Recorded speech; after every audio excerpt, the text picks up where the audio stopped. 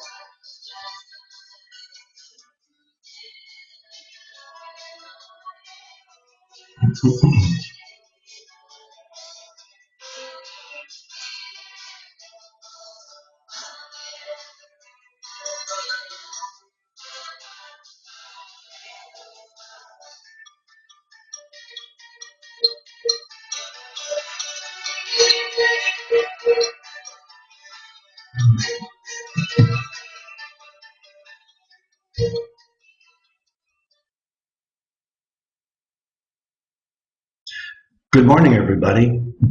This is session number 19 of Global Online Medical School Pathology, and today is November 13th, 2012. Today, we will be discussing the second part and probably the final part of our discussion on renal pathology, which we can call renal Roman numeral 2.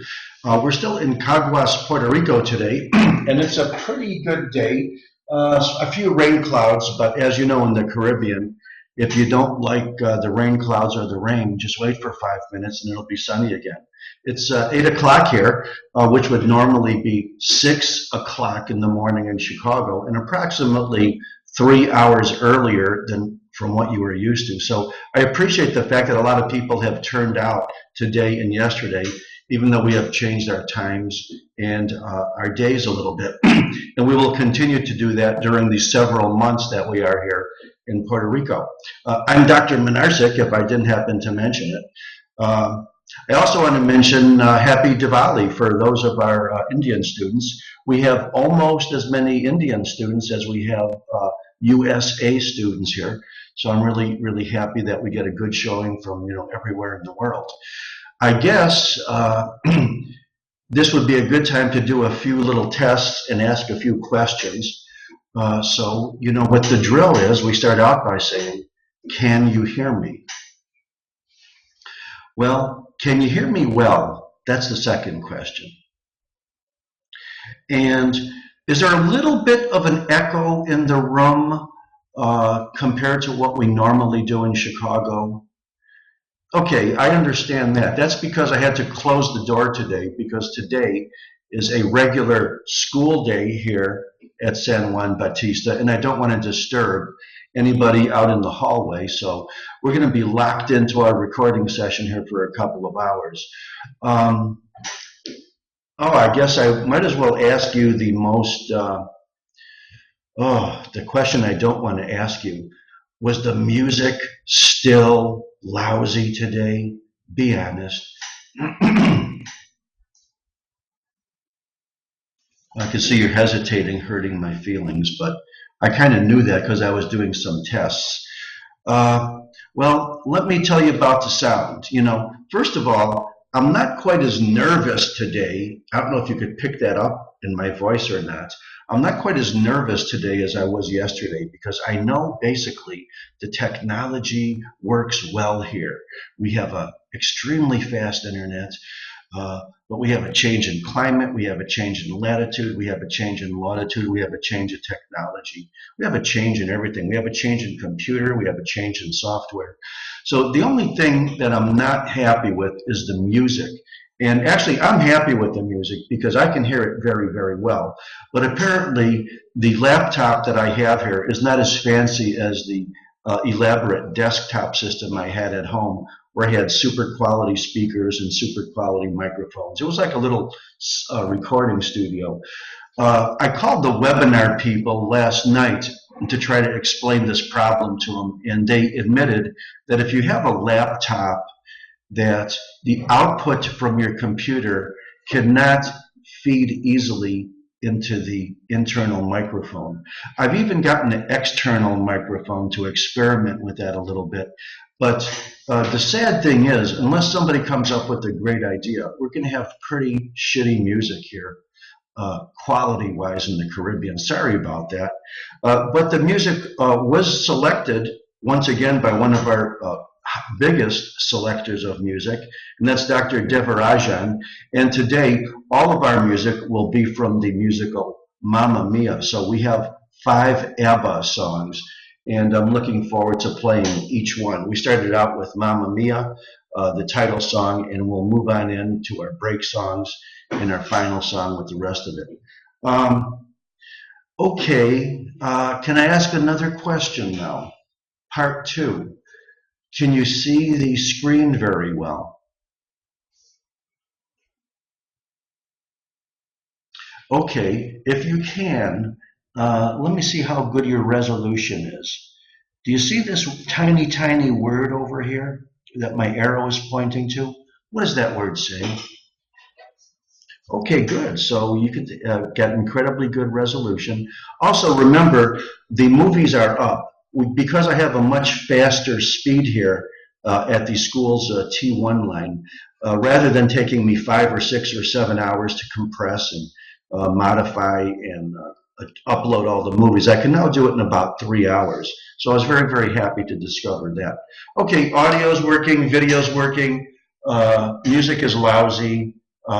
We might as well start talking about the second part of renal pathology now. If you remember, this is approximately where we left off. In the last session, our single biggest topic was glomerulonephropathies. And once again, I thought I fixed that typo, but I guess I didn't. And the last thing we talked about was the list of secondary glomerulonephropathies, or situations in which you find yourself a glomerulonephropathy, but it's not due to a primary disease, but usually secondary to other diseases, in many cases which are autoimmune diseases, in which you have circulating antigen-antibody complexes. And the one thing that we remembered very, very clearly from last session is that the glomerular basement membrane is a big sucking magnet for those complexes. So that's where we left off. Now, we also talked about cystic diseases. We also talked about congenital diseases. Today, we're going to talk about basically tubular diseases or collecting system diseases, not just the proximal and distal tubules, but all the way down to the collecting ducts, and blood vessel diseases. So once again, my mind and most of the pathology textbooks, including Robbins, by the way, including the books which are devoted purely to renal pathology, basically classify the diseases in these three. And we're done with glomeruli. So we'll be talking about the tubules and the little space between these tubules, which looks like it's almost non-existent when the tubules are healthy, and that's called the interstitium. So a lot of the tubular diseases are also called tubulo-interstitial diseases. And then finally, the blood vessels. We can't ignore those. And then we'll go into a little bit on basically obstructive phenomenon, which I love because it's extremely logical.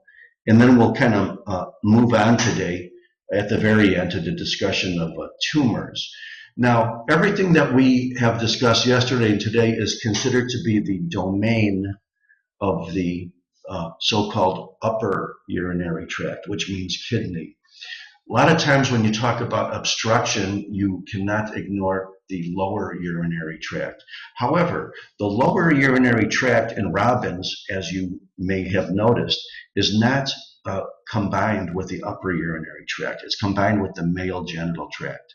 So we will probably not discuss the lower urinary tract today. On Thursday, when we synchronize our presentation with the live medical students, if they have not had already the discussion of the lower urinary tract, we will discuss it soon. Okay, so let's talk about the tubules as the second feature of the three features of kidney diseases. The common diseases of tubules is generally grouped into acute tubular necrosis. The name is exactly descriptive of what it is. You see all the classical features of chiefly the tubules within the cortex of the kidney, sparing relatively the glomeruli. The tubulo-interstitial nephritis is a very good combination term because it includes both the tubules as well as the space between the tubules called interstitium. So if you think about it, if there's, for example, an inflammatory disease that primarily involves the tubules, like pyelonephritis, for example, if it's severe enough, it'll also involve the space between the tubules. On the other hand, if you have a so-called interstitial nephritis, much of which is caused by drugs and toxins, for example, and that's severe enough that they may involve the tubules as well.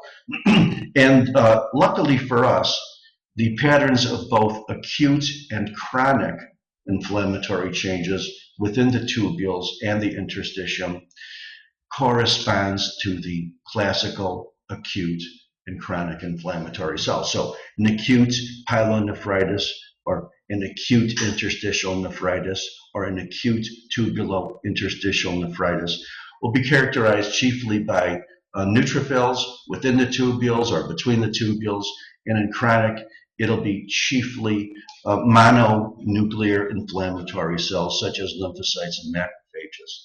Okay, we can't ignore the effect of urate buildup in the kidney, so we're talking about the influence of uric acid nephropathy or urate nephropathy, secondary to people that have either gout or other physiologic situations in which the uric acid or sodium biurate, is the actual crystal, builds up in and around the tubules.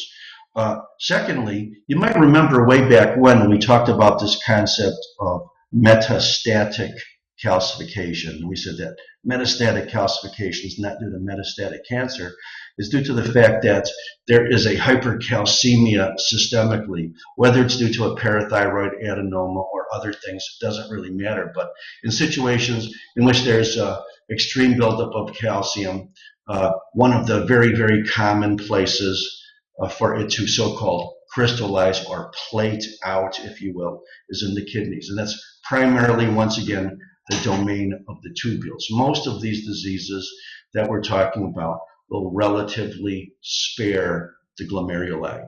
Now, in multiple myeloma, as you know, we have an extreme buildup of protein, immune protein, usually the kinds of proteins that were called and still are Bence-Jones proteins, which are kappa light chains. And when they deposit in the kidney, they deposit primarily in the tubular area as well. So that's the general scope of tubular diseases before we get into the specific topics. And what is acute tubular necrosis? Well, acute tubular necrosis is exactly what it says. It's a destruction of renal tubular epithelium. Now, renal tubular epithelium, if you remember, is proximal convoluted tubules, distal convoluted tubules, as well. I think you could also include the collecting system going into the pyramids as well. And as you know, once you are out of the collecting system in the renal papilla, you are no longer in a glandular or tubular sort of arrangement of cells. You are now in a stratified transitional epithelium, starting at the minor calyces, but also going into the major calyces, and also going into the renal pelvis, and also going to the ureters, and also going into the bladder. And some people say that the epithelium, even of the urethra, even though some people may want to call it squamous, it's not at all keratinized. So you could probably say the entire tract, starting from the renal papilla to the urethra, is a, generally speaking, transitional epithelium and not glandular. So we'll be talking about the tubular or glandular parts. In acute tubular necrosis, you have destruction of renal tubular epithelium. It's going to be so obvious when I show you the slide. And because of that, obviously, loss of renal function. You know, the reabsorption factors are basically gone. Most of the people that are in acute renal failure, or at least 50%, probably have acute tubular necrosis. And because the main feature or etiology or cause of acute tubular necrosis is significant ischemia, such as shock. When you think about it, people that are in shock and have significant renal ischemia, whether it can be reversible or not, can present with acute tubular necrosis. Now, I don't want to make you think that all acute tubular necrosis is ischemia. It's probably the major cause. But another very significant cause are nephrotoxic substances. And I'm going to name, or you could probably already see the names of the three most commonly attributed causes of nephrotoxic acute tubular necrosis. And one are the aminoglycosides, you know, baddies. One is amphotericin B. Contrast agents have always been indicted. Now, of course, if you talk to the drug salesman who's going to come into your office, he's going to tell you that their aminoglycoside doesn't cause it, of course. And the same thing. And now, in reality, the contrast agents that are used are much less nephrotoxic. But remember, these still are at the top of the list. And even though occasionally you could probably make a list of 10 or 20 other things, these are absolutely the most common. Now, what's the relationship between nephrotoxic and ischemic? Don't think that they're completely different, or don't think that they're completely mutually exclusive, because the nephrotoxic agents may have a greater effect when the tubules are ischemic. In fact, here, you're probably wondering, why would an ischemic kidney produce necrotic tubules but relatively spare the glomeruli? I know that's the question that's going on in your mind right now. So I'm going to ask you the question instead. This is a theoretical situation. You have a kidney that is ischemic for any reason. Maybe the patient's in shock, maybe it's an infarct, maybe it's a partial infarct. And now you have very, very, very significantly diminished blood flow going globally to the cortex. So here's the question. Which cells are going to die first, the tubules or the glomeruli?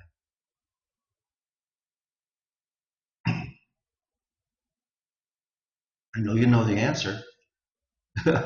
Absolutely.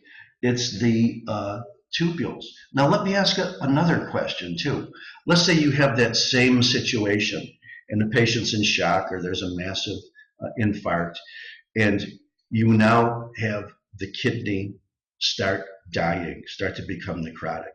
Well, you know the tubules are going to go before the glomeruli. But here's the second part of the question. What's more sensitive to ischemia, the cortex or the medulla?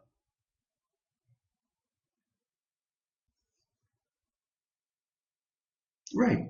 Well, somebody said medulla, somebody said cortex, but it's actually the cortex, because you'll have a situation in shock and ischemic kidneys called acute cortical necrosis, in which the entire cortex, both the glomeruli as well as the tubules, are necrotic from all definitions of the word, and the medulla is relatively spared. Okay, so let's take a look at this picture I've already showed you about 5 or 6 times. This is your normal kidney. Look at, here's your glomeruli, probably 90% of the tubules surrounding it, especially the ones that are so rich in microvilli, they look like they don't even have a lumen. These are proximal tubules. Probably a tubule like this is a distal tubule, which has more of a lumen. Here's probably part of a juxtaglomerular apparatus, probably a zonula densa. Here's another one here. But the lumen of the proximal tubules is so rich in microvilli, and good histologic slides, you don't even barely see the lumen. Whereas in distal tubules, which are a lot less microvillous and much less actively resorptive, you can usually see a lumen. So that's your normal kidney. That's your normal cortex. Now here we go. We got one of the glycosides. We got the contrast agents. We have a patient in shock.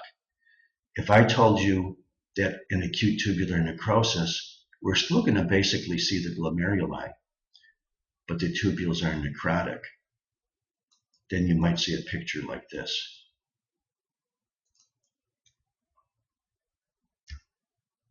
There you go. Look at that. Why are these tubules without cells? Why are these tubules without nuclei? Well, for the simple fact that part of necrosis is karyorrhexis and karyolysis. You have loss, you have dissolution of the nuclear material. Now, let's go back and ask you another question, because I know you're getting the gist here. This is not 100% of the tubules that are necrotic here. Which are the tubules here that look like they are relatively spared in this picture here? The proximal or the distal tubules? Which ones look a little more resistant to the ischemia or the toxicity? Yeah, because look at the tubules that you could see here that still have nuclei, which means they may not be fully necrotic, still have a good amount of lumen in them. So we've already made comparisons between the glomeruli and the tubules. We've already made comparisons between the cortex and the medulla. And now let's go even one step further. What type of tubule do you think is more sensitive to ischemia? The proximal or the distal? Yeah, proximal. You're getting it all right today. Okay. So the acute tubular necrosis pathogenesis is basically ischemic or nephrotoxic. We've already said that. Clinically, a person that has acute tubular necrosis, it's a rather sudden occurrence. The clinical course will be for the first day or two, the patient just has a mild decrease in urine flow, urine amount, mild oliguria, perhaps a mild azotemia, elevation in BUN, creatinine especially.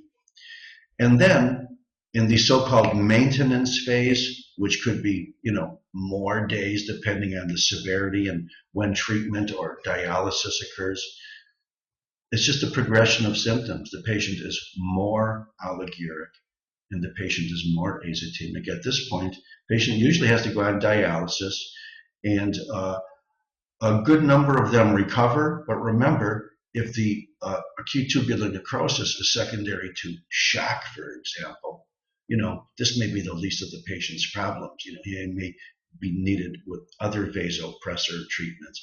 So in recovery, which can occur, especially if the underlying causes are not severe, one of the big problems is keeping an eye on that person's potassium, because in acute tubular necrosis, hypokalemia is the main problem. But in the recovery phase, which can occur, the patient's BUN and creatinine will return to normal. Just out of curiosity, what is BUN? And does anybody know what BUN is? I don't want to ask you what it stands for. I want to ask you what it is. Even though everybody still calls it BUN, it's urea, isn't it? They call it blood urea nitrogen, but it's urea. So when you have a BUN of so many milligrams per DL, you're really talking about the concentration of urea. So they still use the old term for it, even till today.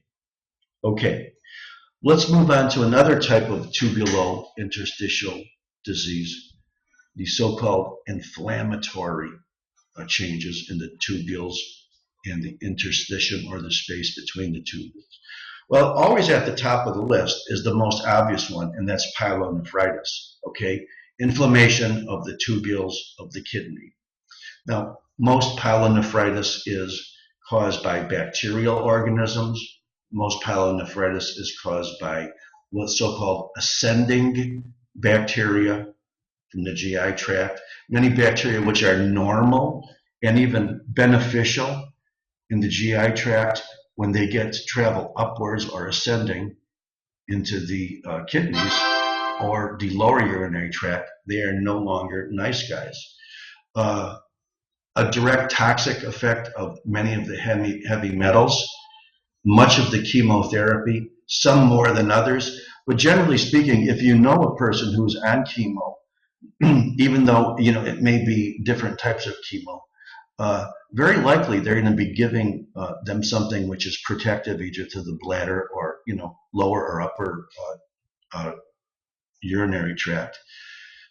NSAIDs, aspirin, Tylenol, also a toxic effect. And even though it's small in terms of percentage, when you look at the gazillions of people on these over-the-counter preparations, the amount of significant tubulointerstitial nephritis due to these NSAIDs toxins is very, very common.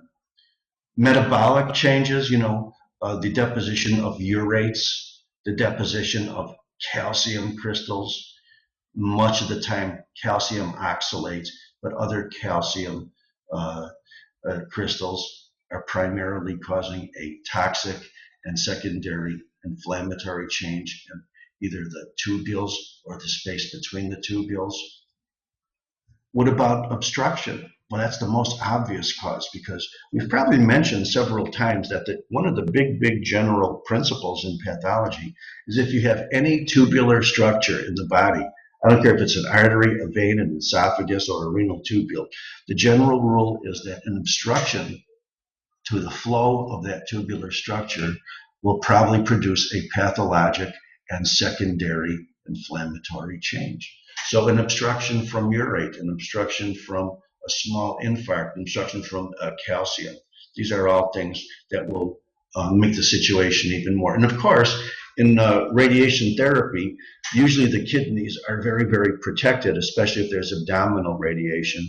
It probably doesn't happen as much as it did before, but radiation changes to the kidney have produced a very significant pattern of tubular interstitial nephritis as well. What about patients that are on immunosuppressants? What about patients that have had renal transplants? When a renal transplant fails, we talked about the three different patterns of, super acute, acute, and chronic. Well, in some of the acute as well as the chronic stages, when you look at the rejection, when you look at the T cells which are attacking the transplant, they're generally in the tubular area. Okay, so these are all diseases which relatively spare the glomeruli. In fact, I'm going to even throw something open here because if I don't say it, I'll probably forget to say it. Isn't it kind of funny that in all of these diseases, the glomeruli are relatively spared, but the tubules are involved? What does that remind you of? Here, I'll ask you a question. Is there any tumor that you have ever heard of that arises from glomeruli? If there is, I've never heard of it either. I mean, technically, because the glomeruli has intrinsic, mesangial cells, which are monocyte origin, or endothelial cells or podocyte. I've never heard of a podocytoma. So generally, not only is the not only are the glomeruli spared from these type of inflammatory changes, they're also spared from neoplasms as well. So the common types of renal cancers arise from the tubules. And even though they may have various names like renal cell carcinoma or clear cell carcinoma or whatever, they're basically originating from the tubules and not from the glomeruli. Okay. What about regular old pyelonephritis now? If I was to ask you to make a list of the common bacteria which you can culture or look at in great numbers in patients that have pyelonephritis, which is usually a renal infection that has arisen from not only colon-based organisms, but perhaps from the lower portion of the system. If you were to look at that list, you could see that E. coli is always at the top of the list. Proteus, Klebsiella, Enterobacter, Strep ficalis. And look at a lot of these things are totally non-harmful in the GI tract, but when they travel up into the kidneys, when they travel up from the lower urinary tract, or they can even travel up the biliary tract, couldn't they? So these are all the common lower urinary tract infectors which can rise to cause pyelonephritis in the kidney itself. So that's the most common cause by far of the pyelonephritis. Now technically you can have hematogenous seeding of the kidney and septicemia. You can see little micro abscesses in the kidney which have gotten there through blood rather than through the lower urinary tract. And the nice thing about pyelonephritis, both pathologically and clinically, is that just like we see on almost all the other parts of the body, the acute pyelonephritis will be chiefly neutrophils in the tubules and between the tubules. And in chronic, you see the mononucleated cells, lymphocytes, macrophages. Another phenomenon we're going to see is something called thyroidization, which is very, very specific for chronic pyelonephritis.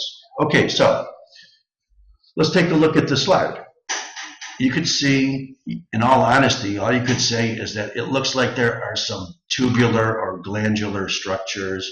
I don't see any glomeruli. Maybe this isn't even a kidney. But what if I told you it was a kidney? Then you have to say, well, these are the tubules. They're obviously not glomeruli. You can see some remnants of tubular epithelium, but primarily in the tubules and even between the tubules. Remember, we looked at the kidney before, you could hardly even see the space between the tubules. And now there's a lot of space, mostly occupied by inflammatory cells and edema and perhaps necrotic material. Okay, so let's see, we're going to call this pyelonephritis. Here's the question. What are predominantly the cells within the tubules? Neutrophils or mononucleated cells? So that's acute pyelonephritis. Correct. That's the correct answer to the question. Here, let's take another look. Only next time we won't be using a microscope. We'll be using our naked eyes. Here's some kidneys. You can tell they don't have a smooth cortex.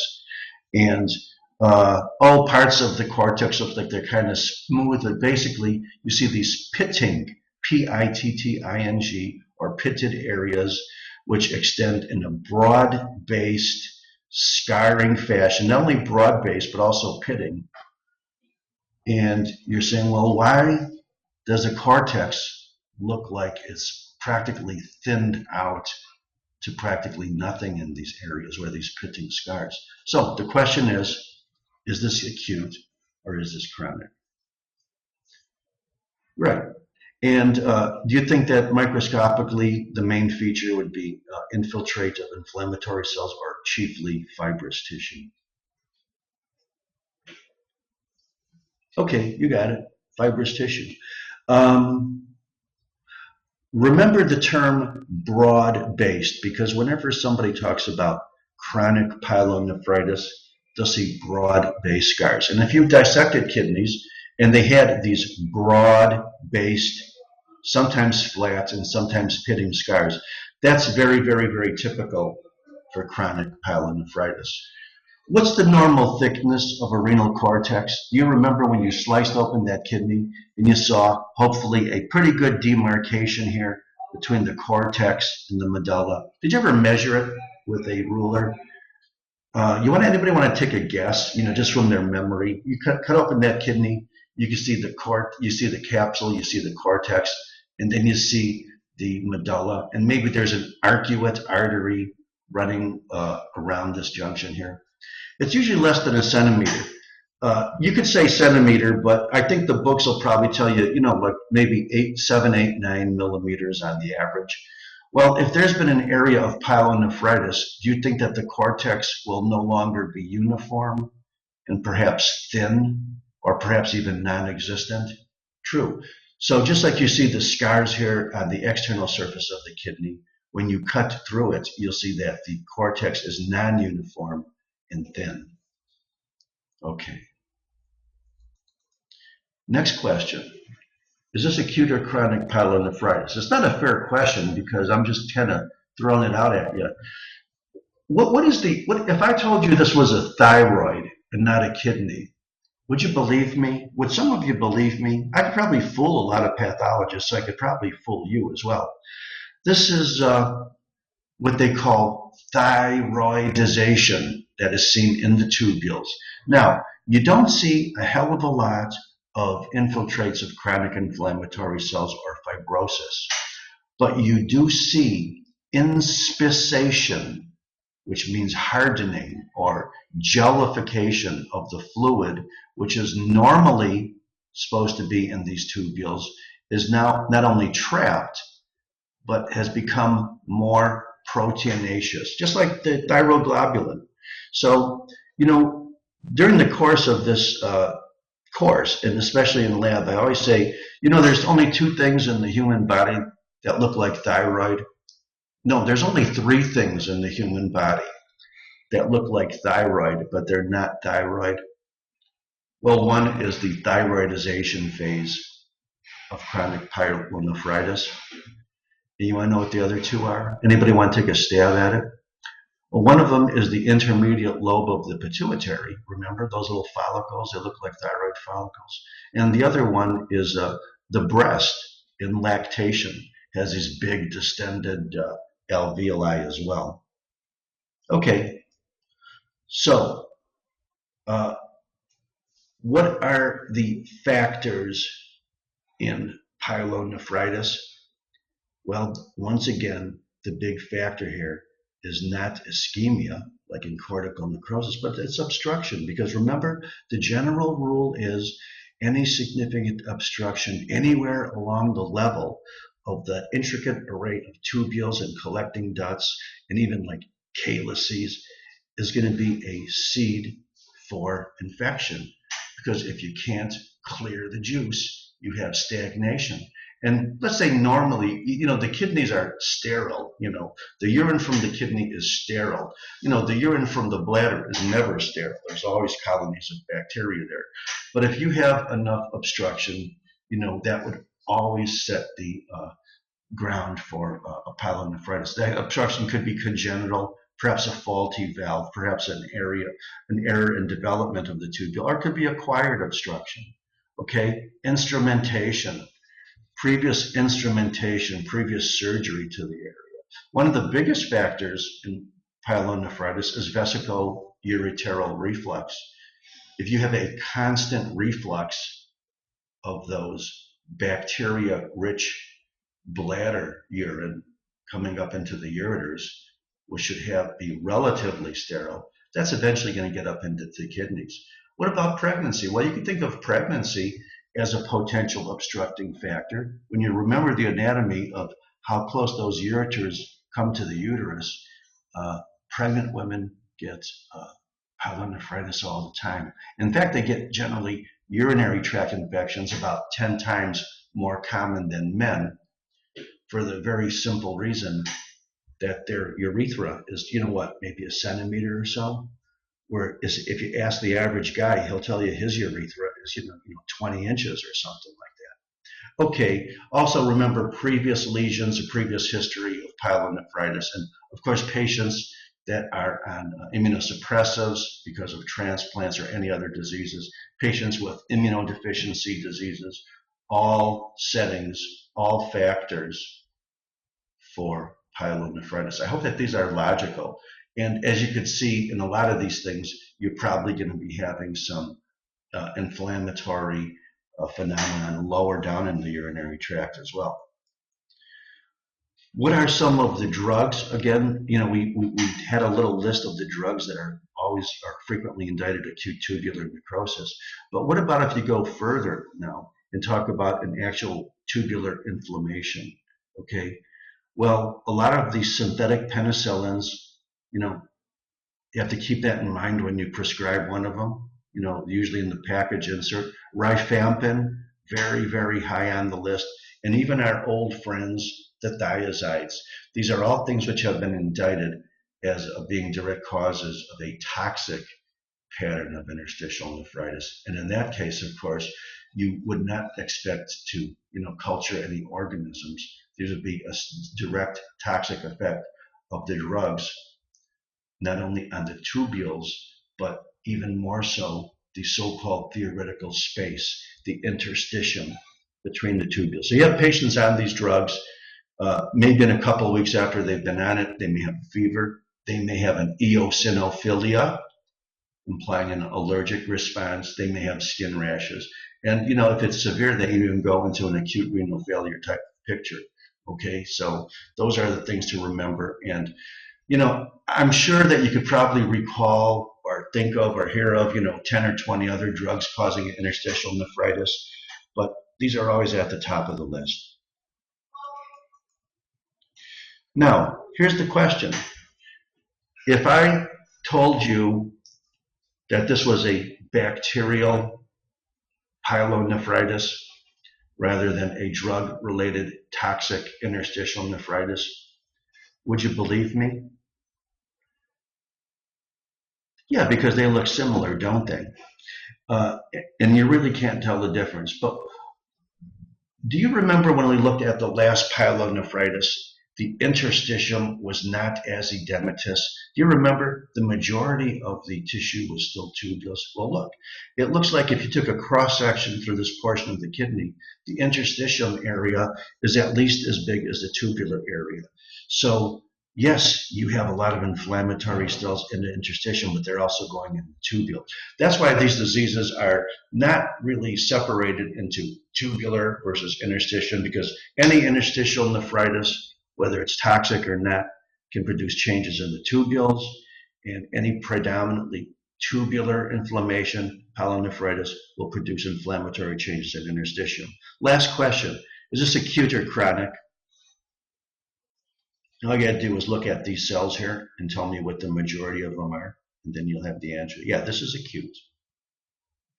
What about nephropathy secondary to analgesics? Now, the NSAIDs industry in this country is billions and billions of dollars.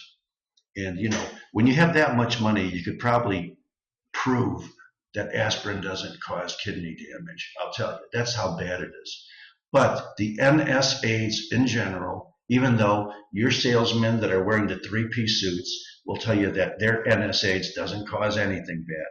Still, regular old aspirin, regular old Tylenol, very, very frequently indicted in tubulointerstitial nephritis. In fact, I'll go one step further. Even the nephritis can be so bad that you're actually having a necrosis of the papilla of the kidney. That's very significant. That's a gross finding. Now, do you remember when you cut open your kidney and you would basically see the cortex up here and the pyramids between the renal columns between the pyramids? Well, when you look at something like that, and like that, and like that, if you were lucky, that's a renal papilla, okay? That's the beginning of a minor calyx. What's wrong with these papilla? They're black, they're hemorrhagic, they're necrotic. They may be shed. They may even go down into the ureter. They may cause obstruction and further infection. But this is papillary necrosis. You know what? I think I'm going to ask this question again to any of you who want to be bold enough to answer it. If the only thing that you saw was a picture of this, forget about what the clinical history was. Let's say they didn't tell you the patient was, by the way, this is very common in sickle cell and diabetes as well, but NSAIDs, without a doubt, the biggest cause. Let's say that you were to see a kidney like this and you didn't know anything. Would you suspect that the problem with it was some kind of necrotic process going on in the papillae or the very tip of the pyramid? Good. And that's why I threw the picture in there. I don't think this was from Robbins. I think this was somewhere else. Look, here's a perfectly beautiful normal kidney. And here's one with at least 3 or 4 necrotic papilla. Okay, where are we now? Urate nephropathy. What happens if you have extreme hyperuric acid either in the urine or either in the blood or in the balance between the uricosemic and the uricosuric acid, uricosuric spectrum, and you wind up, especially in a lower pH situation, start plating out those uric acid crystals. Now, even though they call them uric acid crystal, the actual chemical, I believe, is a monosodium or a bisodium urate. And if you were to take a kidney that looks like there's some kind of inflammation or damage here in the tubular area, you were to put it into formalin, and then you would ask the pathologist to look at it, he wouldn't see the crystals because formalin dissolves the crystals. But if you were to fix it in alcohol, if you were smart enough to fix it in alcohol, and then the pathologist puts that slide of alcohol fixed tissue under his microscope, he doesn't even have to use a stain like hematoxylin and eosin. Usually it's stained anyway. And then he polarizes his microscopy. He takes that filter and he turns it 90 degrees. Well, he's going to see these bright blue crystals. Maybe the blue ones will be going vertically, and the ones more horizontally will be yellow. That's that sodium biurate. It would be the same exact type of situation you would see if you submitted a gout specimen to him as well. So this is urate nephropathy. It's a precipitation of uric acid crystals. It could be in the toe as a tophus, the large toe, which is the most commonplace. But even in the kidney, not only can this plate out and cause damage, but when it does it primarily in the tubular area. You don't see uric acid crystals in the glomeruli. Same thing with calcium. Remember, we talked about the concept of metastatic calcification, and we said that was calcification anywhere in the body that was secondary to extreme elevation of calcium in the blood from whatever the reason was. Okay, so when you have so-called calcification secondary to hypercalcemia in the kidney, that's called nephrocalcinosis. It's also generally in the region of the tubules as well. If it's severe enough, it can lead to tubular obstruction, loss of function, blah, blah, blah. And once again, remember, we've said this 3 or 4 times before, Don't ever be fooled or spooked by the term metastatic calcification. Metastatic calcification has nothing to do with metastatic disease. However, let's say that a person did have metastatic neoplastic disease, and there was massive involvement of the skeletal system. Do you think that that might result in hypercalcemia because of the lysis of all the bone? Absolutely. So when I tell you, on the one hand, to don't confuse them, and then on the other hand, that they are related sometimes, it seems like I'm making a little bit of a cop-out over there. What about multiple myeloma in the tubules? There's a protein which we used to measure by very simple tests in the urine of patients that have multiple myeloma, extreme high excretions of monoclonal proteins, monoclonal gamma proteins in the urine. Well, there's a test to test for this. There's a simple test called the Bence-Jones protein. Now we know that Bence-Jones proteins are actually immunoglobulin light chains. Multiple myeloma with the extreme expression of tons and tons of immune protein plating out in the kidneys, predominantly, once again, in the tubules. However, what do I always say, however? Amyloidosis is a very, very common consequence of multiple myeloma, isn't it? Not only chronic granulomatous diseases, in which there's usually a polyclonal expression of excessive proteins, but in amyloid, probably the number one accelerating factor or cause of amyloidosis is multiple myeloma.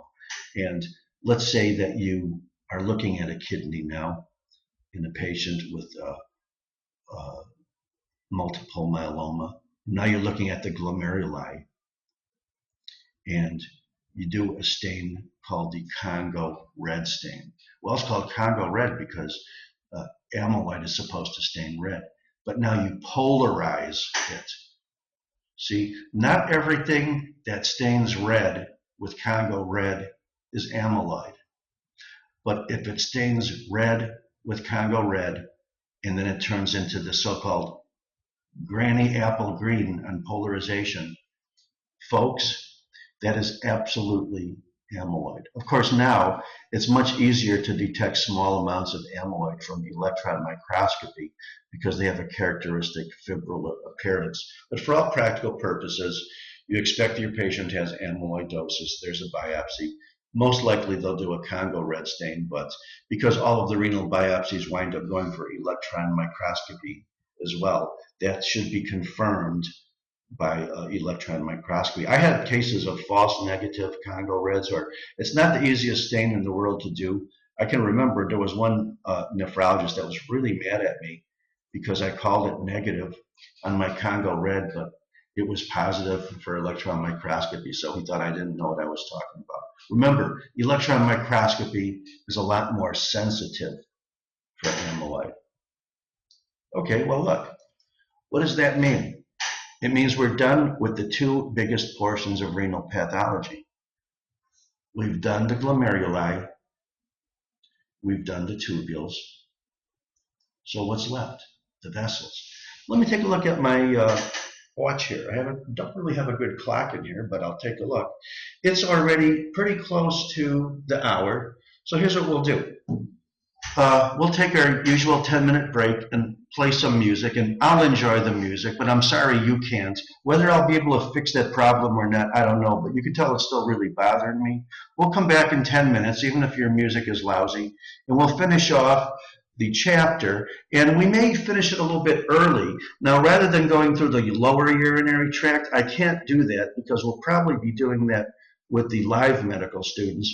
But if we have an extra 10 or 15 minutes left, and we're done, then we're going to do something that we haven't done in a long time, and that is have a nice old-fashioned chat. So if you got a microphone there, plug it in during the break because we're going to be talking a little bit. And of course, don't forget, we're going to have a large, at least hour, maybe 2 hours session devoted to histopathology lab of the kidney as well. So folks, we'll see you in 10 minutes. We'll drop down our PowerPoint for a while, and we're going to listen to 3 more ABBA songs. See you in 10.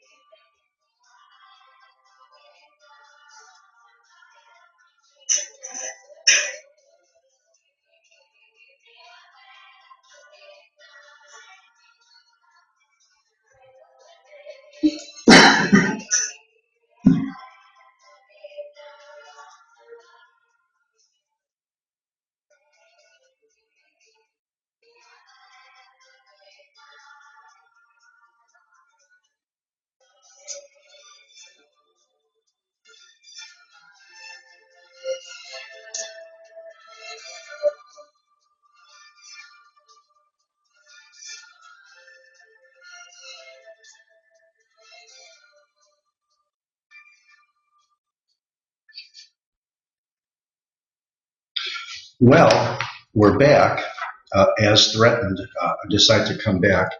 How was everybody during the break?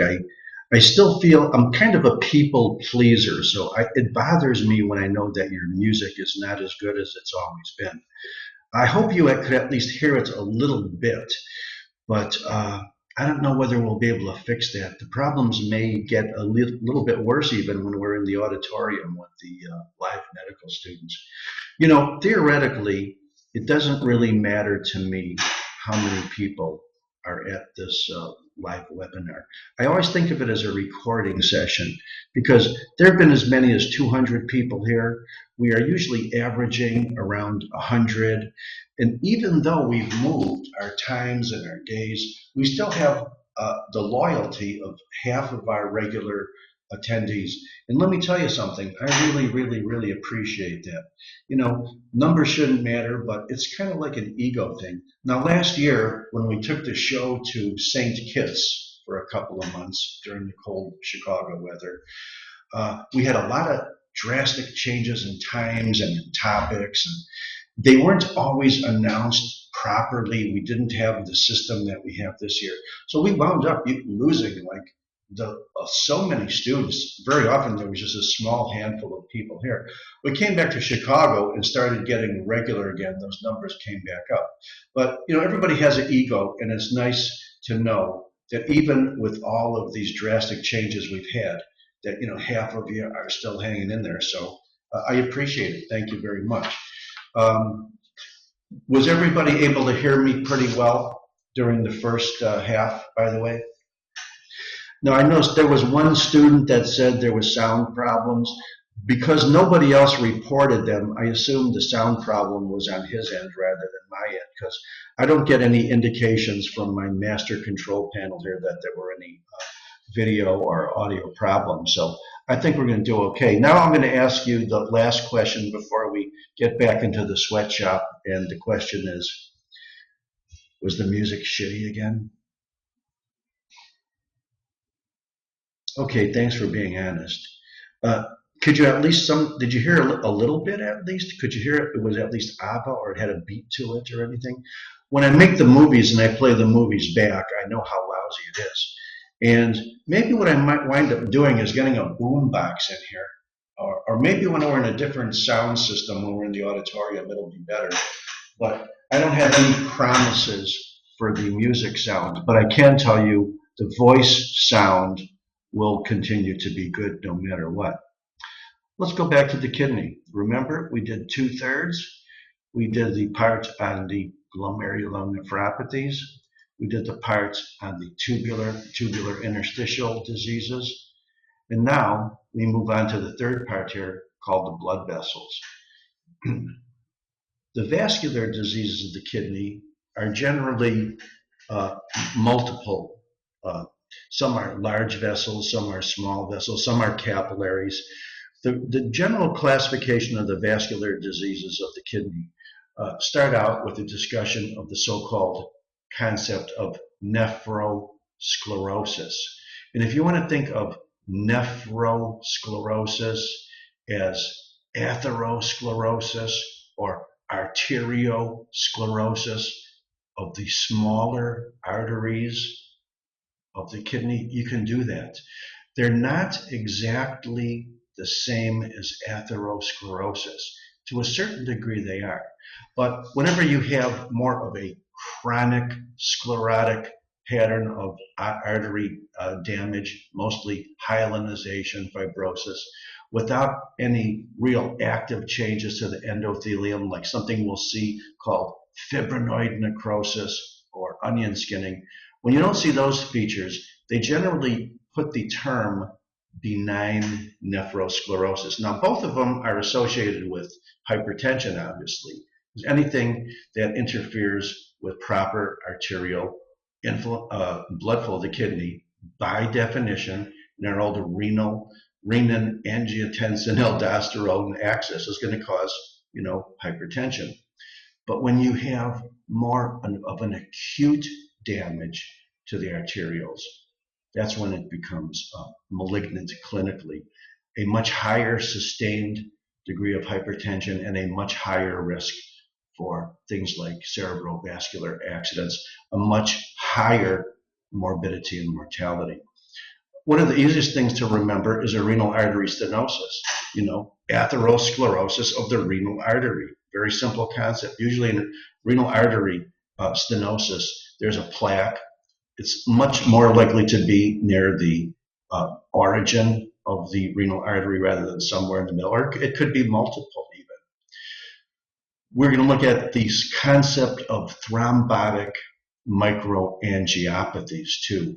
And this goes by basically two types of syndromes, which I don't really think are entirely different from each other because they are both thrombotic microangiopathy. And in a thrombotic microangiopathy, you have little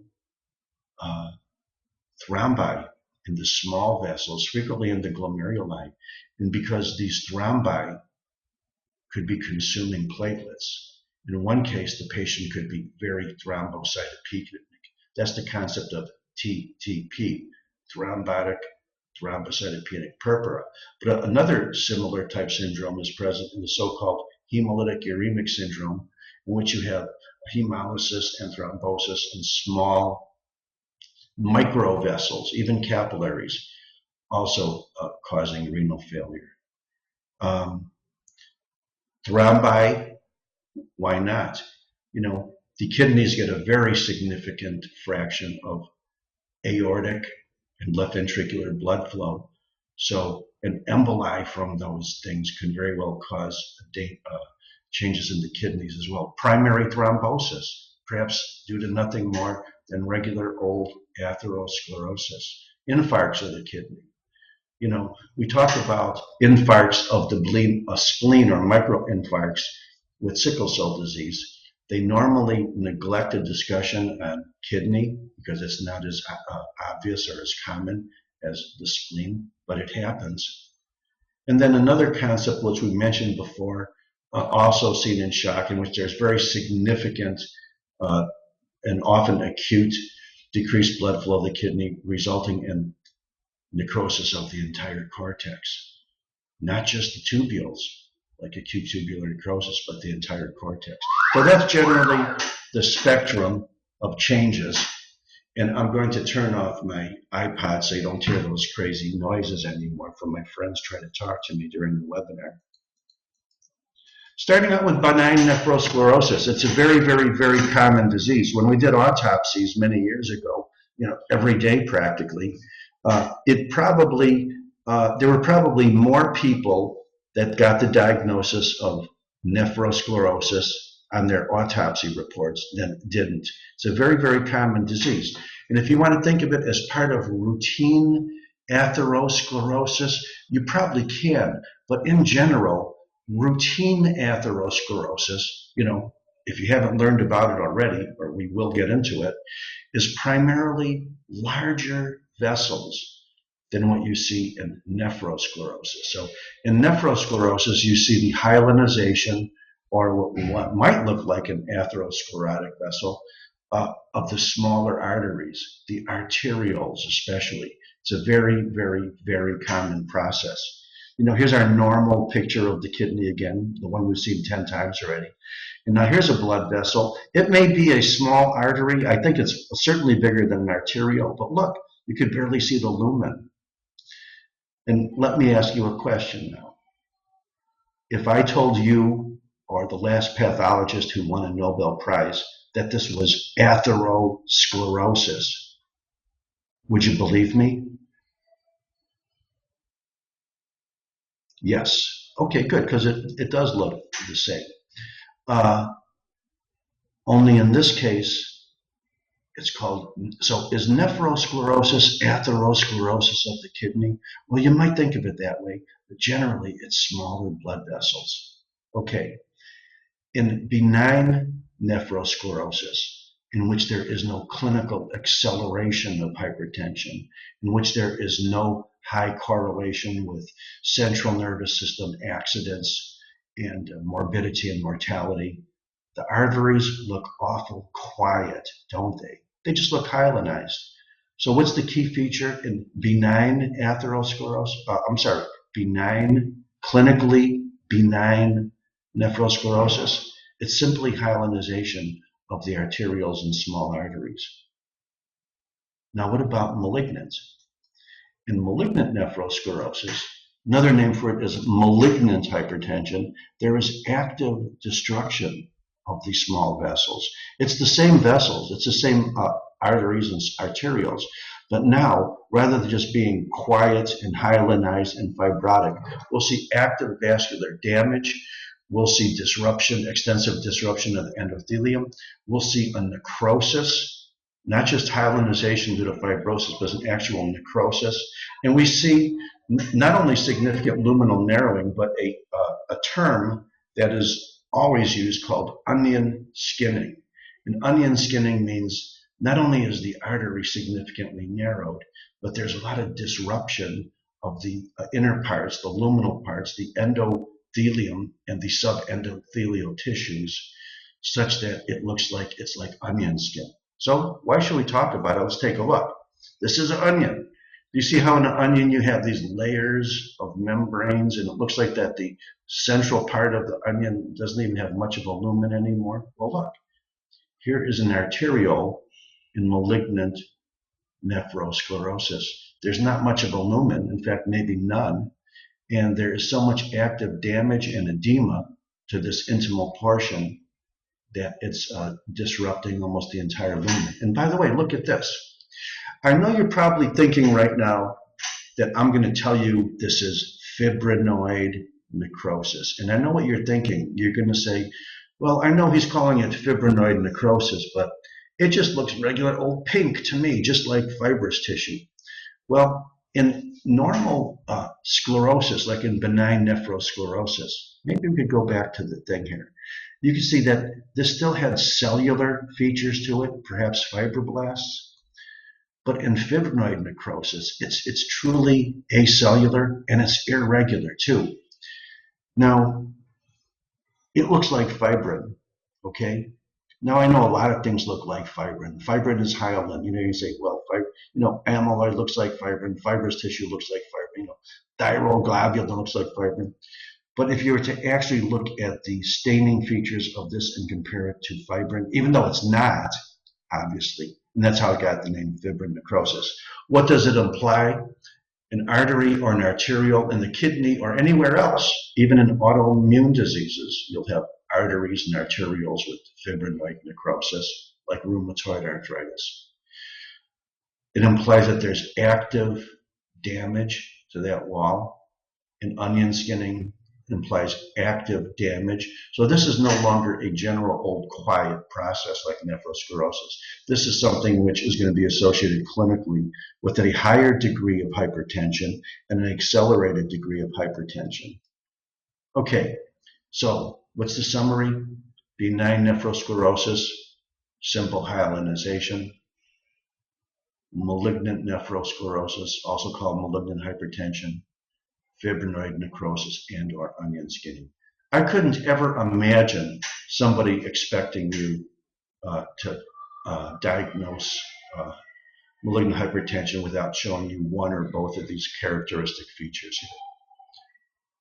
What about the obvious thing? What about atherosclerosis? We had a lot of discussion on whether nephrosclerosis is part of atherosclerosis or not. What about regular old atherosclerosis of the renal artery? Could even be unilateral, correct? Because even a unilaterally stenotic renal artery will still ultimately pump out that aldosterone through the axis, wouldn't it? The kidney may be small if it's been involved chronically enough. The primary reason for that kidney being smaller is perhaps there's a lot of fibrosis in the kidney. And in the renal artery stenosis, you're going to see, atherosclerosis. It may be evident on angiogram, it may be evident at autopsy, but the plaques that you see with renal artery stenosis are regular old atherosclerotic plaques. So we're going to have an extensive discussion on that. Now, so who are the people that get renal artery stenosis from atherosclerosis? Well, it's the same people that get atherosclerosis. But there's another type of renal artery stenosis called fibromuscular dysplasia. And usually this is not in a 60 or 70 or 50-year-old man. These are in 20 and 30-year-old women. They're younger women. And it's not atherosclerosis. And it's not one simple little focal plaque involving chiefly endothelial and intimal changes. It's usually thickening of the entire segment of the artery. And that's called fibromuscular dysplasia. Now, I want to apologize for the word dysplasia again, because it's not really truly precancerous in any way. But in fibromuscular dysplasia, microscopically, you have thickening of all three segments of the artery without calcified plaques. You get intimal hyperplasia, you get medial hyperplasia, you get adventitial hyperplasia. And remember, this is young women. And these are regular old atherosclerosis people. I think I have a nice picture here somewhere. Look, here's an arteriogram. You can see a renal artery coming off here. The radiologist will tell you that there is a very specific area where the renal blood flow stream is interrupted. That's the plaque. And by the way, can you see the plaque? Can you see this little lucid thing here obstructing the dye? Yeah, I guess you could call it a filling defect. And that's more likely to be proximal, but it doesn't have to always be at the origin. Atherosclerosis in general is more severe at the origin of an artery. We'll get into those reasons later. But this is a classic picture for renal artery stenosis. And even though it's only one kidney, this patient can have hypertension. If it's chronic enough, that kidney will just be smaller than it should be. So if the normal weight of a kidney is 150 grams, maybe this will be 100, 80, 75, 40, who knows? Here's a section through a younger woman now with fibromuscular dysplasia. This black stain is the external elastic lamina. This black stain, elastic stain here, is the internal elastic lamina. So let me ask you a question.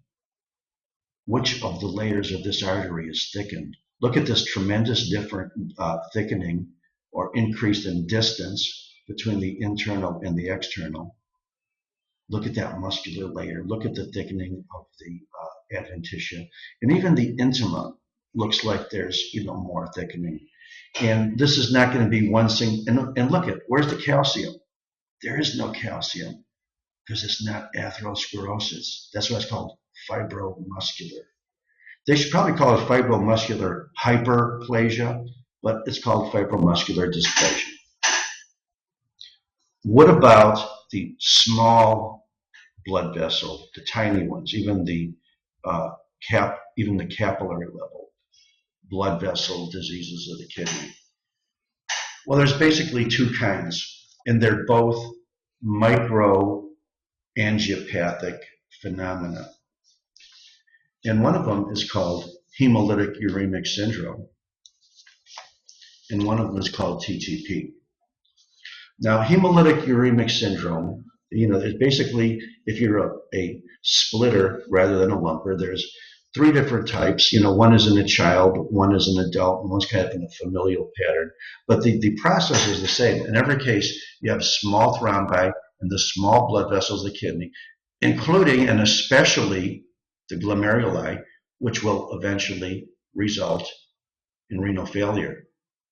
And those thrombi are because of a hemolytic process. You have red blood cells lysing, and you have a reaction to it with platelets. And the more of this you have, the more platelets are consumed. So these patients can become thrombocytopenic as well. Now, even though the etiology of these is still relatively obscure, they found that in kids, in the childhood variant anyway, these kids usually have had a E. coli diarrheal type illness, perhaps several weeks or months prior to hemolytic uremic syndrome. So you might remember that there is a strain of E. coli, and I forget the strain. Actually, somebody actually wrote it in there, O57H7, or somebody wrote an O17H7. Thank you for being smart. I would never remember it anyway. Now, a related disease, but different, is something called thrombotic thrombocytopenic purpura. Now remember, we had two types of TPs. We had ITP and TTP, and ITP was called idiopathic because we don't know what makes the platelets disappear, but actually now we do. We know that ITP, or idiopathic thrombocytic purpura, is due to autoimmune destruction of the platelets by autoantibodies. So it's no longer really idiopathic anymore, is it?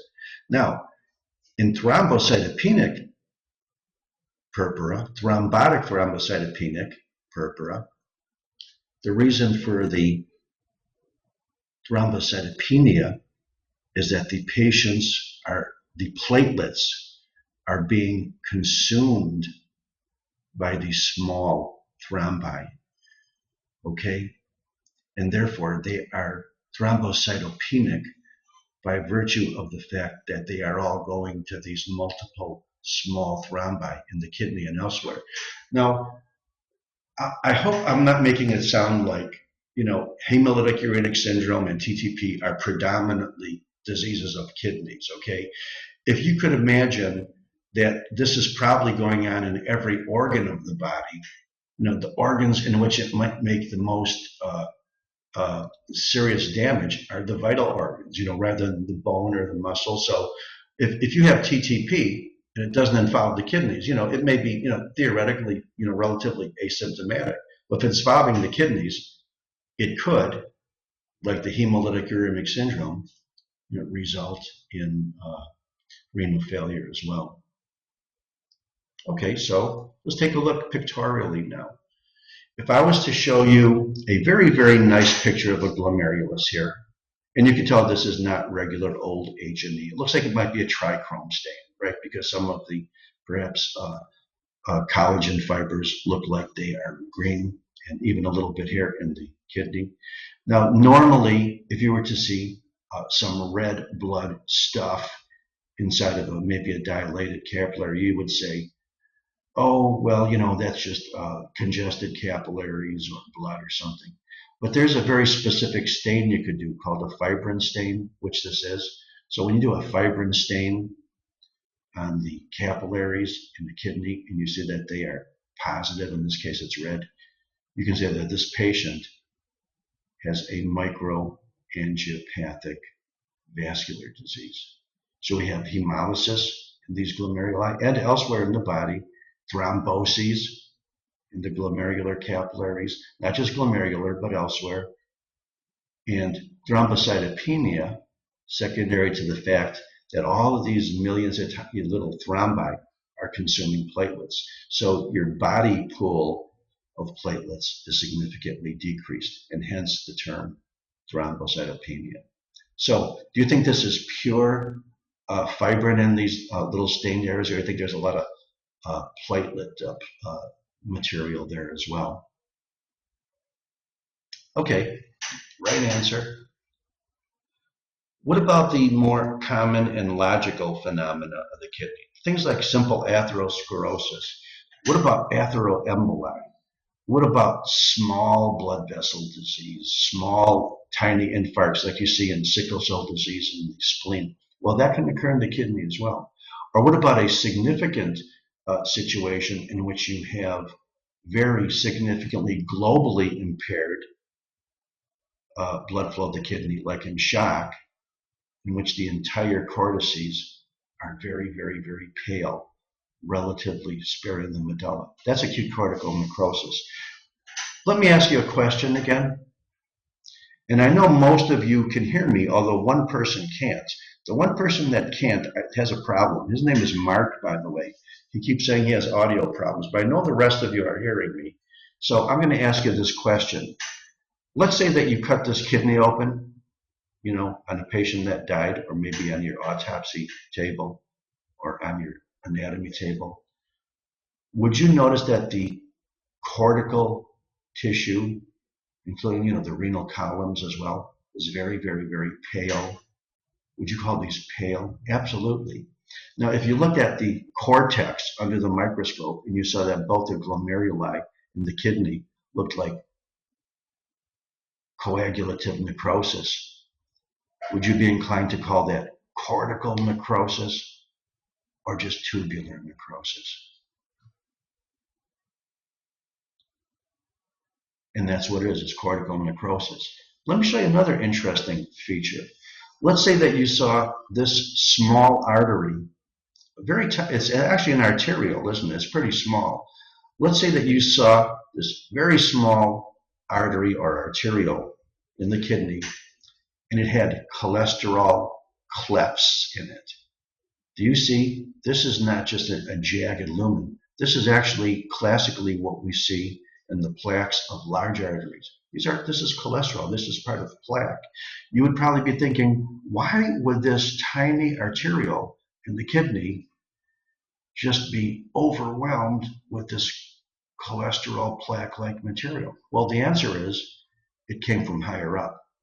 It came either from a mural thrombus or it came from the aorta. There's no other place it could come from. So this is an atheroemboli. This is an embolism, not from a vein going towards the heart, but from the left ventricle or aorta going towards the kidney. And if you were to, and this is absolutely cholesterol. Oh, I wish I had given you the chapter already on atherosclerosis, because we're going to see so much of this stuff. Needle-shaped, jagged, linear structures in the blood vessel is cholesterol. Can't be anything else.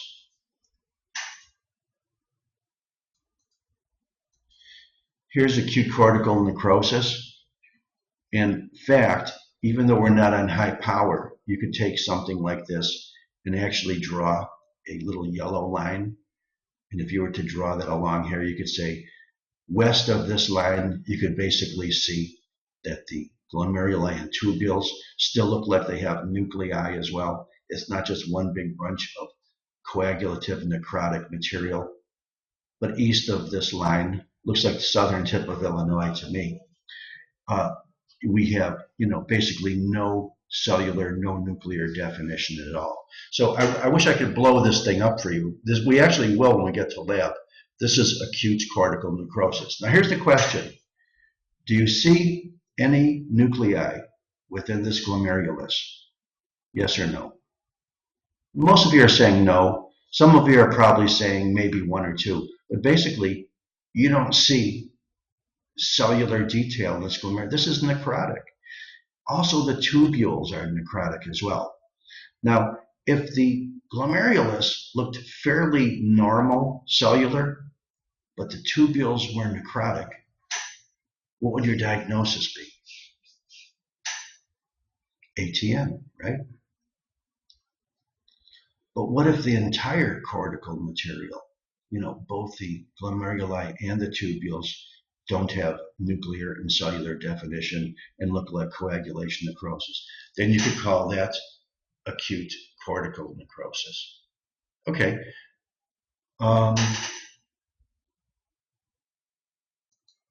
I think we did a little bit of a boo-boo here. Let me back up a little bit to the usual thing.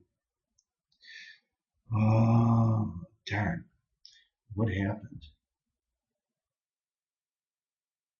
Okay, well, we went into cortical necrosis before we went into infarcts, which is a little bit skipping ahead.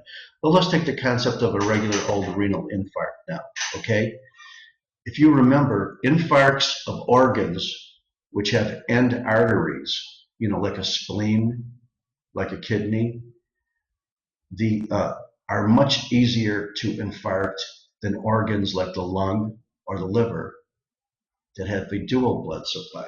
So when you look at a infarct, a regional area of necrotic tissue of various age, it'll be a pretty well-defined area corresponding to the distribution of that artery. So if it's a segmental artery, which is one of the 5 or 6 major branches of the renal artery, you may see a nice geographic area of the kidney that's lighter than usual, perhaps coagulate necrosis. With time, that may turn into a scar, like all necrotic infarcts eventually do. It's usually well delineated. It's called white or anemic because there's not a secondary blood supply. If it was in the lung, which has a secondary blood supply, the infarcts of organs which have a secondary blood supply are usually not white infarcts, they're red or hemorrhagic infarcts. As time goes by and there's infiltration of macrophages, it may look yellow. And then ultimately, not only will it heal with the scar, but the cortical tissue will be compressed down as well. So look at, make a long story short, there's probably absolutely nothing else in the world that this could be except a renal infarct, okay? Now it's yellow, okay? This is yellow grossly. Here's the 3 choices. Is this extremely acute or extremely chronic? Oh, that's not really a fair question. It's probably in between because the so-called anemic pale infarcts are usually very, very early in the stage of an infarct. And then as the inflammatory cells and dead tissue starts being chewed up by macrophages, the more that happens, it turns yellow. And then in the chronic stage or the healed stage, you may just have a big pitting scar over here. Now, remember in pyelonephritis, we said that there are a lot of broad-based flat scars as well. Well, usually with infarcts, it's a very specific pitting scar. So if you take your ruler and measure this distance, and by the way, here's millimeters over here. And you can say, well, this looks like it's about 7 or 8 or 9 millimeters. But then look, the cortex over here looks like it drops down to about 3 or 4. That's a scar due to an infarct.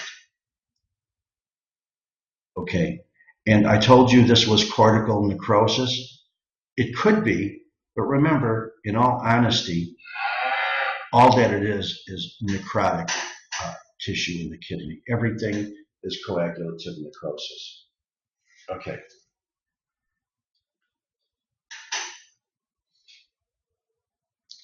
What about the concept of obstruction now? We went through the gamut of diseases of the glomeruli, the tubules. and the blood vessels. What about the concept of obstruction? Well, we've already mentioned obstruction as being a key feature in infections because the general rule is urinary outflow, which is obstructive, is the setting for inflammation. But what kinds of things cause obstruction? Even though this list may have been from Robbins or somewhere else, I would like to remind you that if you just remember your anatomy, and it's probably easier to get a mental picture of obstructive diseases of the kidney just by remembering your anatomy. For example, what if there's a stone that obstructs a kidney, a ureter, a collecting duct on the microscopic level, a major calyx, a minor. So stones are a big thing. So your various types of stones are reasons for obstruction.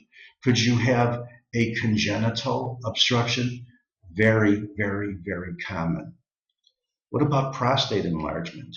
Where would the obstruction be at that point? Well, it'd be at the level of the bladder outlet, wouldn't it? What about a tumor? What about an intrinsic tumor involving the collecting system, like the pelvis, the ureter, the bladder? Most likely it'll be a transitional cell carcinoma. Or what about a metastatic tumor? What about a tumor that compresses parts of the thing from, externally? What about inflammation? What if there's a lot of inflammation going on in the retroperitoneum due to whatever, and those ureters are, fibrotic, which happens? What about uh, things that are sloughed, like blood clots from the kidney? Or remember, we even saw those renal papillae, which we say can be sloughed down into the lower portions of the urinary tract. These are all mechanisms for obstruction. Pregnancy. Do pregnant women get urinary tract infections all the time? You betcha. Simply because we got a big anatomic reason for those ureters not being able to drain as nicely as they should. Now, if you take away all of these logical anatomic reasons for obstruction, both primarily and secondarily, and you say, well, what about if there's no anatomic obstruction, but for some reason the nerve supply to the ureters is interfered with? Well, that would be, or the bladder. Well, that's the concept of a neurogenic bladder, for example. So there's both anatomic and physiologic reasons for obstruction. Stones, we might as well deal with those. Most of the stones in the urinary tract are calcium. Okay, they could be calcium oxalate, which is the most common type. They could be phosphates, and you can see these things when you look at the urinary sediment. You can see sometimes little crystals as well. So the rule is, in the urinary tract, the vast majority of the stones are calcium related. Okay, without a doubt, 70%. What about in the biliary system? What's the percentage of calcium stones in the biliary tract? It's very low, isn't it? So it's the opposite. The general rule that I always lived with before I found the actual statistics is that, let's say, 85% of the stones in the urinary system are calcium, and the opposite, only 15% are calcium in the biliary system. With bilirubin and cholesterol being much more common. Now, the second type of stone is not calcium. The second most common type, it's magnesium. It's called magnesium ammonium phosphate. And those are usually related to previous bacterial urinary tract infections. And they're usually very, very black. And when they are extensive and they involve the actual configuration of the major and minor calces, they may look like an antler. Those are the so-called staghorn calculi. And even though staghorn calculi or parts of it could be with all these, usually the large black staghorn calculi are most likely magnesium ammonium phosphate. We've already talked about uric acid. So if you take the 70% of calcium and the 20% of magnesium, what's left? 10%. And the third most common type of stone which can cause obstruction both at the microscopic as well as the large level. Even the ureteral level is uric acid. Tumors. Do we have enough time for tumors? Yes, we do. Why don't we just take a deep breath now, and I'll look at the question box here, and if somebody wants to make any type of comment at this point, you can. And then we'll deal with the third or the final topic in renal pathology, and that's a discussion of renal tumors. I think it's a pretty straightforward discussion. So I took my deep breath, so let's go on to tumors. If you have read Robbins, you know that they always discuss tumors as at the last part of every chapter, even though with pathologists, tumors always in their minds are the major portion of every system, because basically that's their job, is to diagnose and classify them. Let's talk about tumors of the kidney. There's both benign tumors and there's both malignant tumors. And if you remember, because we've said this many times, rather than trying to memorize a list of the common types of tumors of a kidney or of any organ, just remember your histology and ask yourself, what are the native or inherent types of cells? And when you look at the types of cells that are native to the organ, just remember you can have proliferations of those cells, both in a benign as well as an uncontrolled or a malignant fashion. So, is there technically fat in the kidney? Sure, there's fat in the kidney. So you can have a lipoma, couldn't you? Are there blood vessels in the kidney?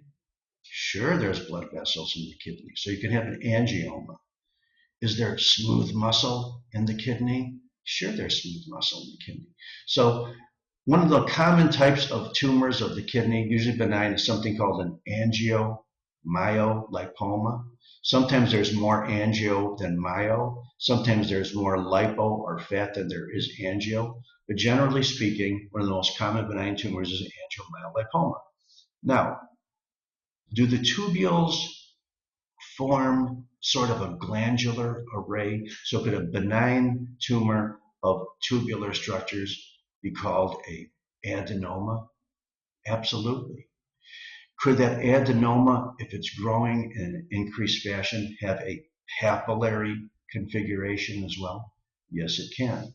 In fact, one of the key features very often when you get a tumor of the kidney that's in the debatable size, like let's say 2 or 3 centimeters, one of the very, very important features that differentiates a benign tumor of glandular or tubular origin from a malignant one is the size. And one of the rule of thumbs was, if it's less than about 2.5 centimeters, or let's say an inch, it's more likely to be benign, and if it's greater than about 2 or more centimeters, it's more likely to be malignant. That's kind of scary because microscopically they could look identical.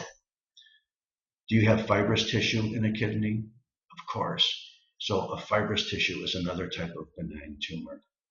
Now, there are cells also, which we have discussed in respect to salivary glands and other things.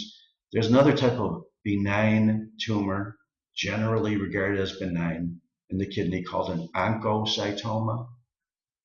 And if you remember, the chief cells in the oxyphils in the parathyroid, the oxyphils were big and red and granular. It turns out that oncocytomas, they have big red cells, and those cells are red because they're very, very rich in mitochondria. So it makes the cell look big and fat and very, very red. When you see an oncocytoma or the cell of an oncocytoma, you're going to remember it forever. So let's take a look at one. Let's say that these are the 4 most common benign tumors of the kidney. Okay, here's the first question. Here's northwest. Here's northeast. Here's southwest. And here's southeast. Question number 1. Which one is the angiomyolipoma? Which one looks like it has a lot of fat and blood vessels? You all know what blood vessels and fat look like. Yeah, so it's number 3. Okay, that's just pure pattern recognition. If I told you that one of them was called a papillary adenoma, would that be northwest, northeast, southwest, or southeast? Yeah, that's upper left, that's northwest. What if I told you that there's another common benign tumor of the kidney that looks like nothing but pure old regular fibrous connective tissue with wavy collagen and fibroblasts, or the so-called fibroma? Which one is the fibroma? Southeast. Good, you got the general rule. And finally, we have not really talked about oncocytomas yet. I mentioned oncocytes briefly, but if I told you that an oncocyte anywhere was a cell that looks benign, but it has abundant red, very, very finely granular cytoplasm, what if I told you a common, usually regarded as benign tumor, you can have malignant ones, but most of them are benign, uh, that one of these was an oncocytoma? Which one would it be? Yep, upper right or northeast. By the way, if you say upper right, I imagine it's northeast to you as well. I don't think the screens are inverted. Somebody said, oh, what is a kidney marker here?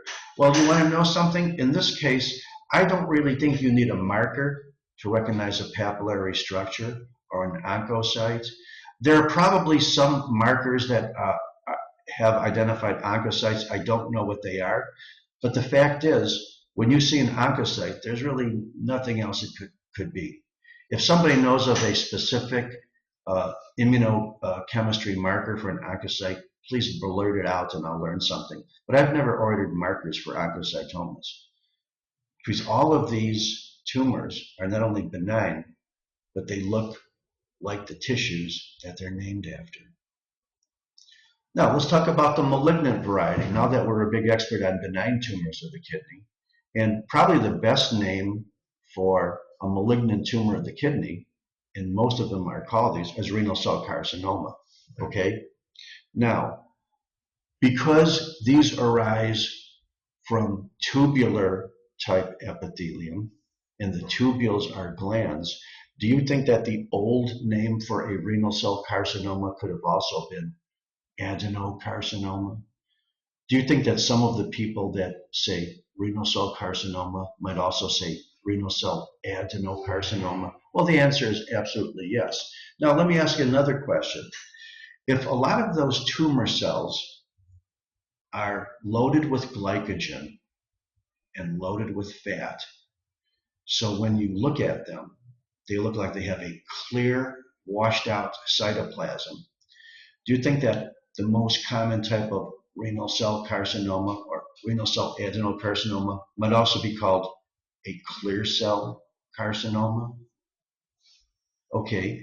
Do you think if that papillary adenoma that we saw in the previous thing became malignant and it started invading, do you think that you might call that a papillary adenocarcinoma?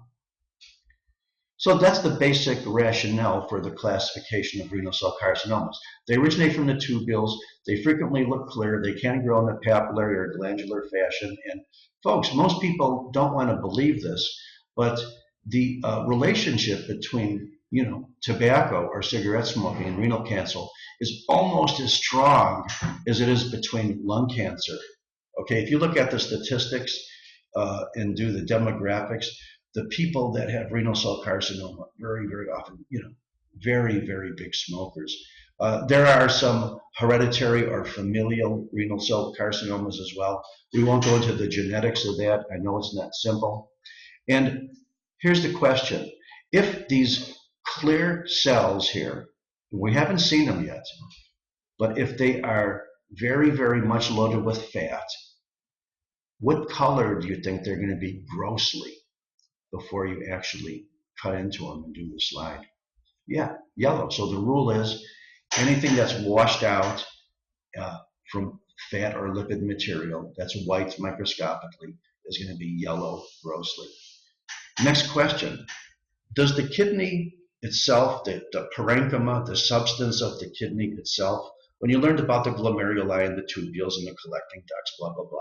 Did anybody ever tell you there's lymphatics in the kidney as well?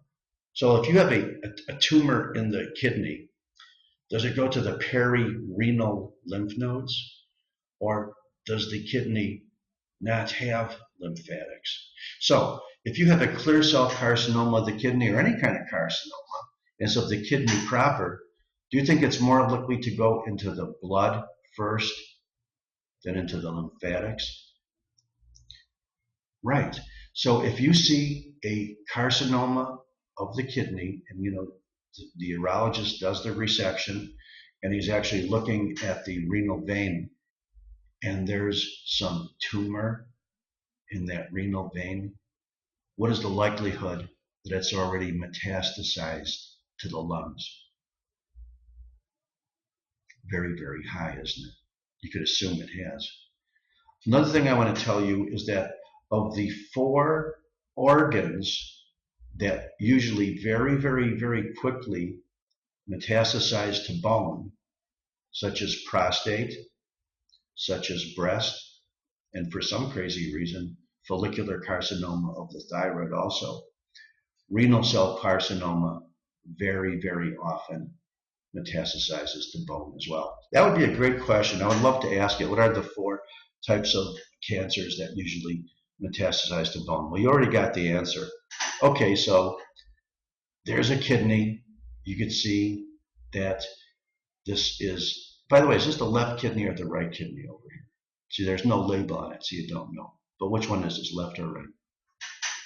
The one that has all these increased vascular substances. Why is it the right kidney? Because it's a little bit lower than the other one, isn't it? So you know that's the liver on top of it. Okay. If you see a kidney that has this abundant amount of vasculature on the angiogram, and it's made the kidney look like it's 3 or 4 times as big, and it's filling in irregularly, this is a cancer. Okay. Here's a normal kidney on the left, and a big renal cell carcinoma, probably occupying more than half of the kidney and predominantly the upper portion. Okay, so once again, this is a CT scan, As you can see, the density is in the bone. Highest density, probably has some dye here. You can see these cortices being nice and smooth and filling out and so forth. And what do you see over here? You can see perhaps parts of a normal renal cortex over here, but the majority of it is irregular and perhaps even centrally necrotic, which means why it might look like it's a little denser or more liquefied in the center. Grossly, anything that's loaded with fat is probably going to look really, really, really yellow. So even though they're called clear cell carcinomas, microscopically, you should probably call them yellow cell carcinomas grossly. You see this beautiful, beautiful normal renal cortex along here? Look at, there's the cortex, there's the medulla, there's a renal column. It's uniform, it's beautiful. Well, look, this whole upper portion has a mass which looked to me like it's probably about as big as the whole rest of the kidney itself. And microscopically, the cells are washed out because there's a lot of fat in them. That's why they were yellow. There's also a lot of glycogen in them too. And what else can you tell from this tumor? Is that a blood vessel? Is that a blood vessel? Is that a blood vessel? Is that a blood vessel? So are renal cell carcinomas extremely vascular as a rule? And it's absolutely correct. And that's why it looks like this on an arteriogram. So generally speaking, the renal cell carcinomas are extremely vascular. You could see it here on angiogram. You could see it here in histology. You could see the cells here being yellow because they're filled with fat. Microscopically, that fat washes out.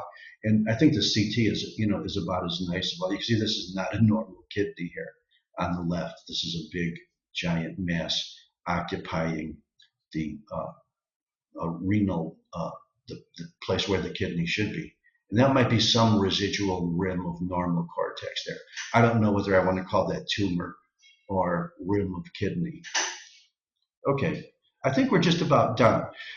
We've kind of been neglecting the transitional cell carcinomas, but let's summarize this pretty briefly.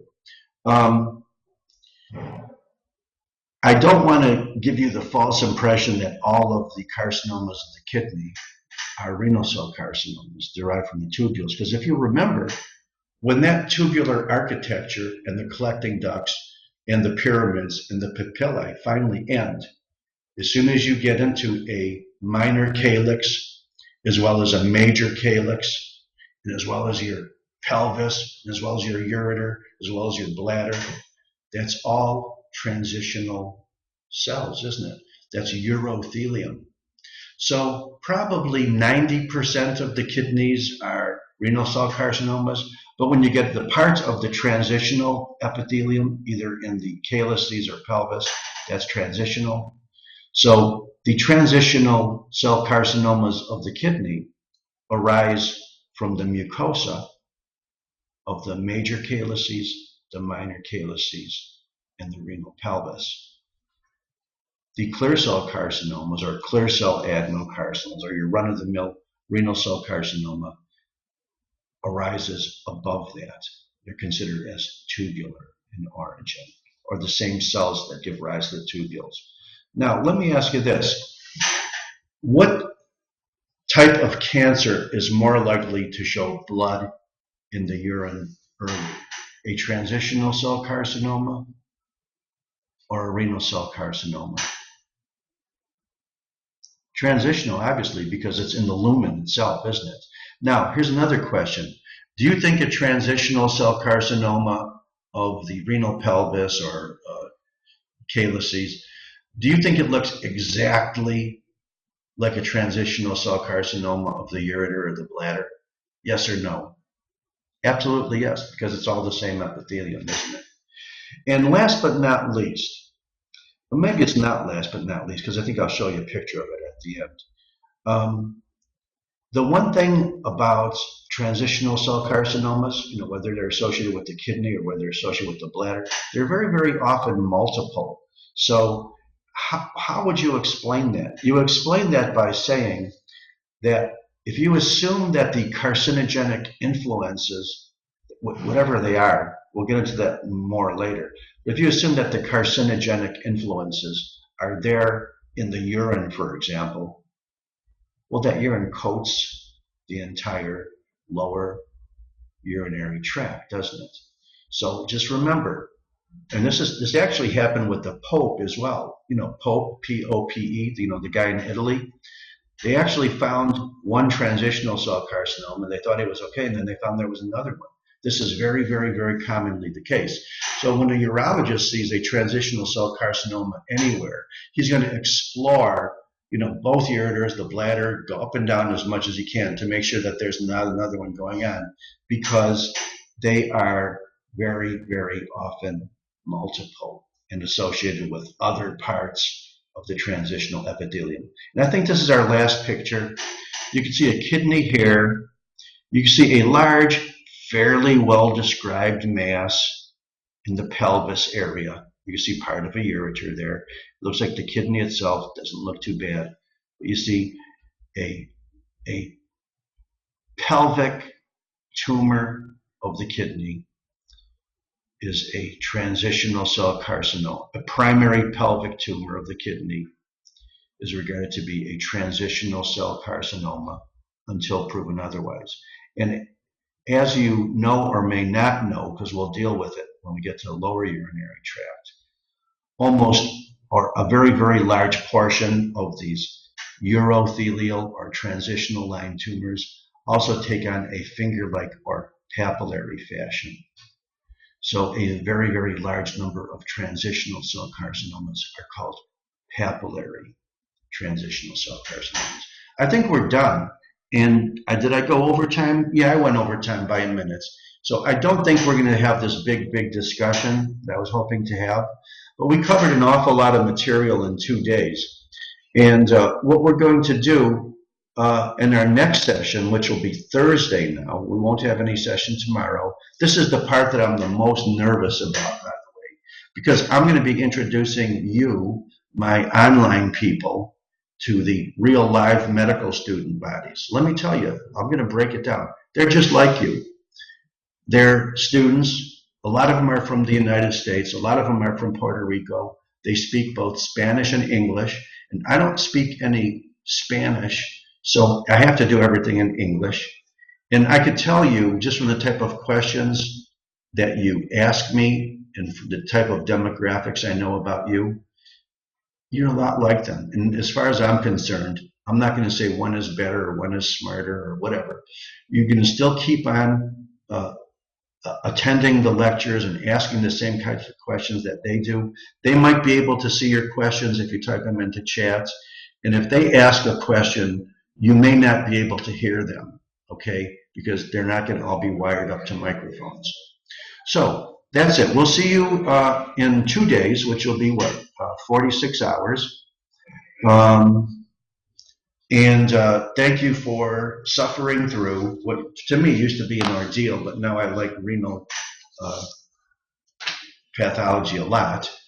And there's a very good chance that when we start the class on Thursday, that we may be reviewing some of the material that we've already seen. But the one thing we'll be doing absolutely for sure is having a nice renal histopathology lab as well. So we'll see you in 46 hours. Have a nice day. Thanks for coming. Uh, and I'm still having an awful lot of fun here in Puerto Rico. So until 2 days from now, I guess we say, hasta luego.